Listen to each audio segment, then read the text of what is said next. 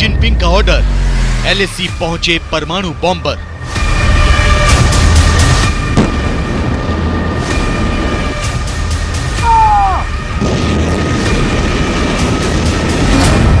Border पर missile तैनात, होगी जंग की शुरुआत।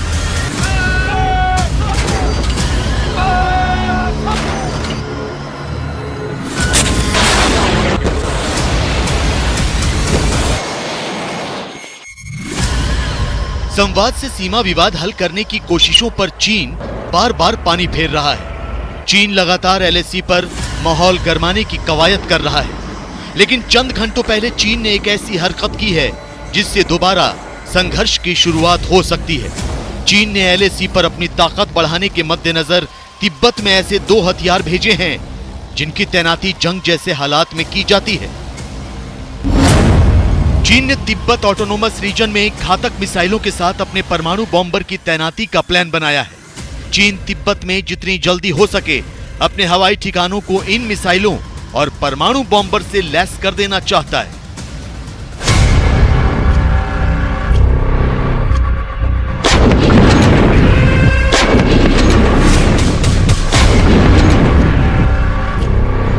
अमेरिकी रक्षा वेबसाइट द ड्राइव की माने तो पूर्वी लद्दाख में गलवान हिंसा के बाद से चीन लगातार अपनी सैन्य ताकत को मजबूत करने में लगा है। चीन ने भारतीय सीमा के नजदीक पिछले 1 साल में अपनी हवाई गतिविधियों में तेजी से इजाफा किया है। यही नहीं, रिपोर्ट के मुताबिक चीन ने अपने वायु क्षेत्र में ऐसे विमान खड़े किए हैं जो भारतीय लड़ाकू विमानों को टक्कर दे सकते हैं।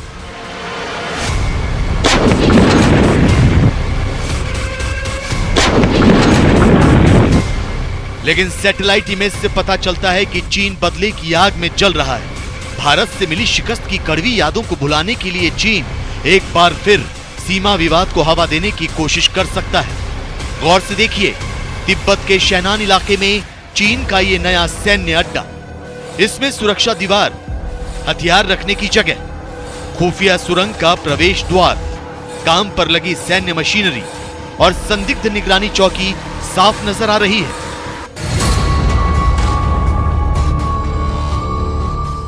लेकिन भारत को सावधान रहने की जरूरत इसलिए भी है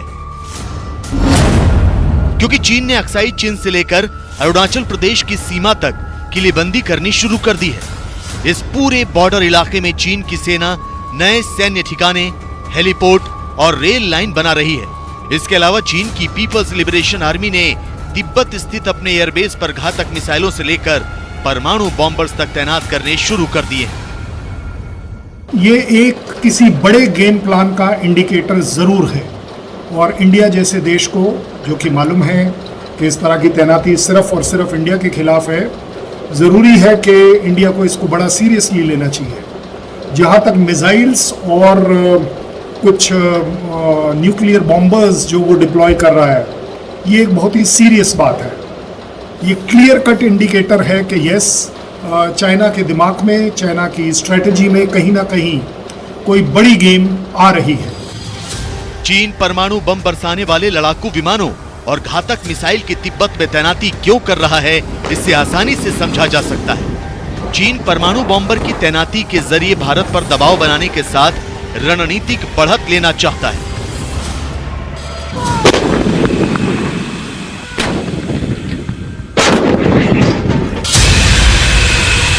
वैसे जानकारों का मानना है कि चीन ने पश्चिमी सीमा पर तिब्बत और शिनजियांग प्रांत में सैन्य इंफ्रास्ट्रक्चर को बहुत तेजी से बढ़ाया है। लिहाजा भारत ने अपनी सीमा पर सैनिकों की संख्या और राफाल जैसे लड़ाकू विमान खड़े कर दिए हैं। इसके अलावा एलएसी के साथ लद्दाख में चीन का सामना करने के लिए अतिरिक्त स्ट्राइक कॉर्प्स तैनात किए गए हैं। मथुरा की 1 स्ट्राइक कॉर्प्स को लद्दाख में उत्तरी सीमा पर भेजा गया है। 17 माउंटेन स्ट्राइक कॉर्प्स को अतिरिक्त 10,000 जवान मुहैया कराए गए और उन्हें पूरे पूर्वोत्तर राज्यों का जिम्मा दिया गया है। वायुसेना ने रफाल के साथ साथ मिग-29 और सुखोई 30 लड़ाकू विमानों की टुकड़ी को उत्तरी सीमाओं में सक्रिय कर दिया है। वहीं इस महीने के अंत तक दूसरा स्क्वाड्रन भी ऑपरेशन के लिए तैयार हो जाएगा। भारतीय सेना को चीन की हर हलचल का बखूबी इल्म है, लिहाजा थल सेना ने एलएसी पर पहली बार K9 तोपों के साथ M777 आर्टिलरी गन भी तैनात कर दी है। भारत इस बात से काफ़ी सचेत है और अब हमने देखा है पिछले 5-7 सालों में, पहले हमारा बॉर्डर एरियाज चाइना के खिलाफ काफ़ी अंडर डेवलप्ड था। अब भारत ने भी अच्छी खासी डेवलपमेंट बॉर्डर एरियाज में करी है और उसका जीता जागता उदाहरण लेह लद्दाख में है, जहां चीन काफ़ी परेशानी में है कि आपने डेवलपमेंट बॉर्डर की तरफ इतनी ज़्यादा क्यों कर दी। करेक्ट स्टेप भारत का है कि बॉर्डर एरियाज पर डेवलपमेंट इतनी अच्छी होनी चाहिए कि चीन घबरा जाए।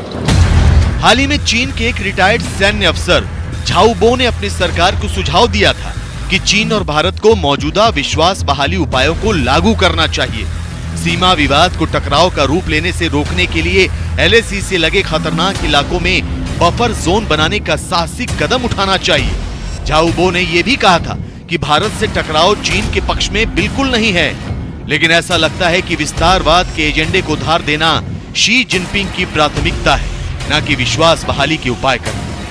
ये चाइना के इंटरेस्ट में है कि वो अपना विस्तारवाद रोक ले, क्योंकि अगर आज भारत उठ गया है तो बाकी 23 देश जिनके साथ उनका विस्तारवाद से रिलेटेड डिस्प्यूट है, वो हर देश उठने को शायद भारत का एग्जाम्पल लेते हुए आगे बढ़ जाए और चीन के लिए काफ़ी तकलीफ हो जाएगी कि जब 23-24 राज्य देश चीन के ऊपर डिमांड करेंगे कि यस आप ये जो विस्तारवाद की पॉलिसी चलाए हुए हैं ये गलत है, इसे रोकना पड़ेगा।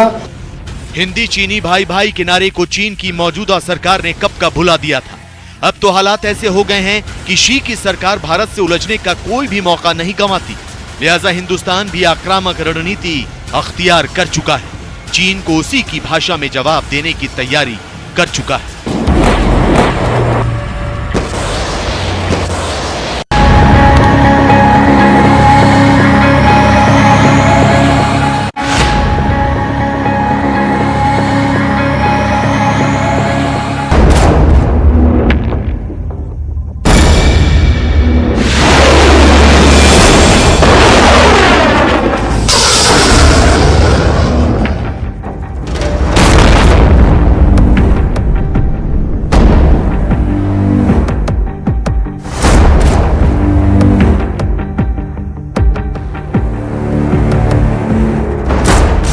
आतंक का पैरोकार पाकिस्तान परमाणु हथियारों और मिसाइलों का जखीरा तो तैयार कर ही रहा है। अब जो खबर सामने आ रही है वो इससे भी ज्यादा खतरे का सबब है।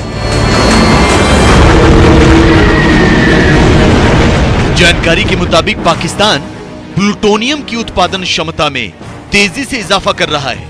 वही प्लूटोनियम जिससे घातक परमाणु बम बनाए जाते हैं, जिससे ऐसे एटम बम बनाए जाते हैं जो विनाश लीला का सबब बनते हैं। एक रिपोर्ट के मुताबिक साल 2020 की शुरुआत तक पाकिस्तान के पास लगभग 410 किलोग्राम प्लूटोनियम का भंडार था। इसका उत्पादन पंजाब प्रांत के सरगोधा डिवीजन के खुशाब स्थित 4 रिएक्टरों में किया गया। यही नहीं, साल 2020 की शुरुआत तक पाकिस्तान के पास कई टन हाईली इनरिच्ड यूरेनियम या कहें HEU का भंडार होने का अनुमान है और उसने अपने परमाणु हथियार कार्यक्रम के लिए एव का उत्पादन भी जारी रखा हुआ है। तो क्या पाकिस्तान परमाणु युद्ध की तैयारी कर रहा है? क्या पाकिस्तान भारत से होड़ में इस कदर पागल हो चुका है कि वो दुनिया को तबाह करने का सामान इकट्ठा करने पर तुला है? जो भी हो, इमरान का एटमी फितूर एक बड़े खतरे की दस्तक है।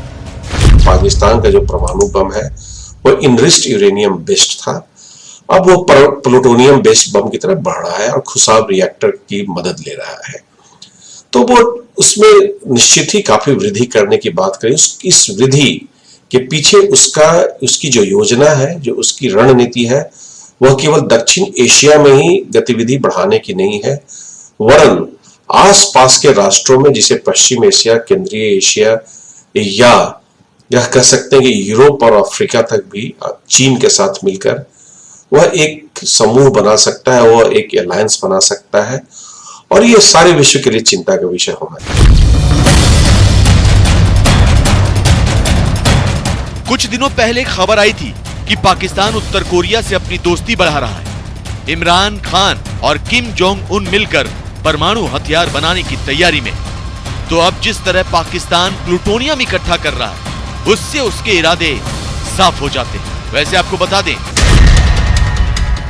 कि विश्व का सबसे पहला परमाणु बम अमेरिका के कैलिफोर्निया विश्वविद्यालय के प्रोफेसर J.R. ओपनहीमर ने बनाया था। इसका सफल परीक्षण 16 जुलाई सन 1945 को न्यू मैक्सिको में किया गया था। खास बात यह कि यह बम प्लूटोनियम धातु का इस्तेमाल करके बनाया गया था। जब इस बम का परीक्षण किया गया तो इसके विस्फोट से लगभग 40,000 फीट ऊंचा एक बादल सा बन गया। जिस लोहे की मीनार से इस बम का परीक्षण किया गया था, विस्फोट के बाद उसका नामो निशान नहीं रहा, बल्कि वहां एक बहुत बड़ा गड्ढा बन गया। ऐसे में पाकिस्तान का प्लूटोनियम से परमाणु बम बनाने की कोशिश करना, प्लूटोनियम जमा करना दुनिया के तमाम देशों के लिए अलार्म है, क्योंकि पाकिस्तान एक आतंकी मुल्क है और वहां किसी भी वक्त आतंकी तंजीमों का कब्जा हो सकता है, जिनके लिए परमाणु बम किसी सौगात जैसा होगा और इससे वो तबाही की स्क्रिप्ट लिख पाएंगे। पाकिस्तान की क्षमता की वृद्धि से भारत को तो निश्चित ही एक खतरा है ही, लेकिन उसके साथ साथ यह खतरा पूरे विश्व की तरफ है। आज के दिन में पाकिस्तान केवल दक्षिण एशिया में ही नहीं, वरन पश्चिम एशिया और केंद्रीय एशिया, सेंट्रल एशिया में भी अपना एक आधिपत्य स्थापित करना चाहता है। वह अपने आप को मुस्लिम समुदाय का, मुस्लिम वर्ग का, मुस्लिम दुनिया का नेता अपने आप को समझता है। हाल ही में सिप्री की सालाना रिपोर्ट से पता चला था कि पाकिस्तान ने इस कोरोना काल में 5 परमाणु बम बनाए हैं। मतलब ये कि कंगाल पाकिस्तान अपनी एटमी ताकत से दुनिया को ब्लैकमेल करना चाहता है। लिहाजा अमेरिका समेत ताकतवर देशों को इस बाबत गौर करना होगा। पाकिस्तान पर बहुत जल्द नकेल कसना।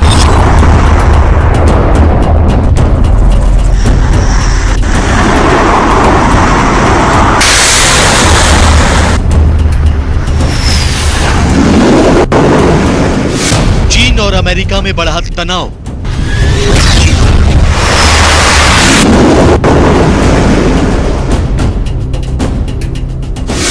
दक्षिणी चीन सागर में होगी जंग।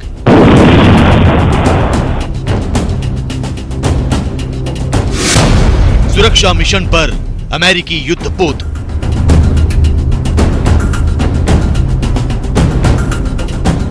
दक्षिण चीन सागर में चीन और अमेरिका के बीच टकराव के आसार दिख रहे हैं। दुनिया की नजरें समंदर से आने वाले जंग के खतरे पर लगी हैं। यह अमेरिका की नौसेना के स्ट्राइक ग्रुप का विमान वाहक युद्धपोत USS रोनाल्ड रीगन है।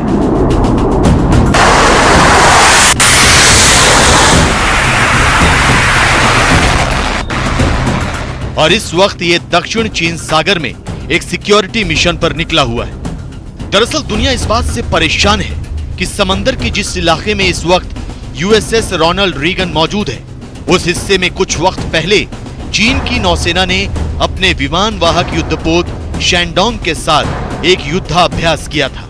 युद्धाभ्यास के बाद शैंडोंग तो हाइनान में अपने बेस पर लौट गया, लेकिन उसके बाद अमेरिकी युद्धपोत की मौजूदगी ने पूरी दुनिया की चिंता बढ़ा दी।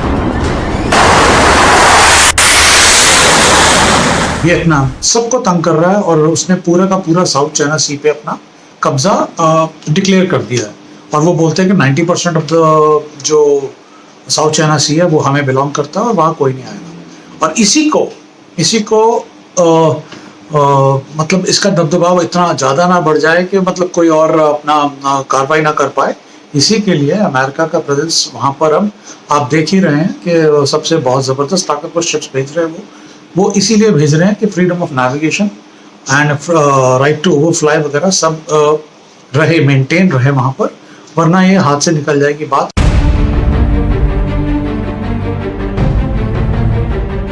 खबरों के मुताबिक जिस वक्त USS रोनाल्ड रीगन दक्षिण चीन सागर में पहुंचा तो चीन के छोटे जंगी जहाज ने उसका पीछा किया था। USS रोनाल्ड रीगन चीन के हाइनान प्रांत में उसकी नौसेना के बेस के दक्षिणी हिस्से में मौजूद है। पिछले कुछ वक्त से दक्षिण चीन सागर को लेकर अमेरिका और चीन के बीच कई बार टकराव की नौबत आ चुकी है। चीन दक्षिण चीन सागर के एक बड़े इलाके पर अपना हक जताता रहा है।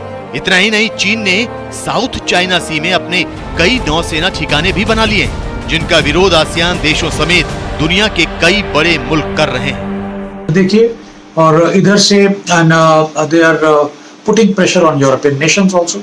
अमेरिका तो मान नहीं रहा, अमेरिका तो बोल रहा है कि सीधा दैट सारी बात होगी तो ये फ्रीडम ऑफ नेविगेशन ऑपरेशंस को रखना पड़ेगा as per the maritime international maritime conventions. तो अब the other countries are having double I mean say having second thoughts कि अब वो चाइना की बात मानेंगे नहीं मानेंगे या चाइना के अगेंस्ट खड़े होंगे। अब ये तो टाइम इस समय बताएगा, बट ये जो एक बिल्डअप शुरू हो गया है, I think that will put brakes to the plans of China.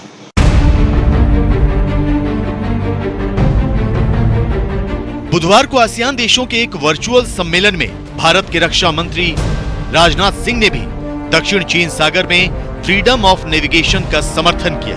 इस सम्मेलन में आसियान के 10 मेंबर देशों के रक्षा मंत्रियों के अलावा चीन और अमेरिका के रक्षा मंत्री भी मौजूद थे। Maritime security challenges are another area of concern to India. The sea lanes of communication are critical for peace, stability, prosperity and development of the Indo-Pacific region. In this regard, developments in the South China Sea have attracted attention in the region and beyond. India supports freedom of navigation, overflight and unimpeded commerce in the international waterways.